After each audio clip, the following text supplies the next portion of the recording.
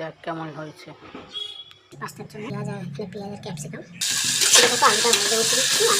ভেটিয়ে রেখেছিলাম সেটা দিয়ে দেবো। পাস্তার অন্যরকম রেসিপি শেয়ার করব। দেখো পাস্তাটাকে আমি ভালো করে সেদ্ধ করে নিয়েছি নুন দিয়ে। তো এদিকে দেখো আলু পেঁয়াজ ক্যাপসিকাম কেটে নিয়েছি, এদিকে আলুটাকেও ভাজতে বসিয়ে দিয়েছি। হালকা হালকা আলুটা ভাজা হবে, তো আলুটা ভেজে এর মধ্যে দেখো পেঁয়াজ আর ক্যাপসিকামটা দিয়ে দিয়েছি কিন্তু। দিয়ে এগুলোকে ভালো করে আর ভাজবো যাতে একটু নরম হয়ে যায়।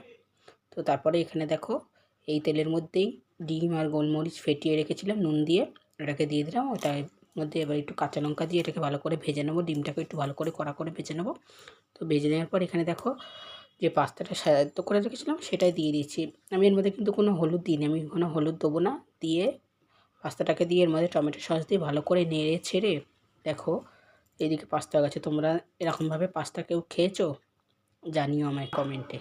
আমার তো প্রথম খেয়ে দারুণ লাগছে।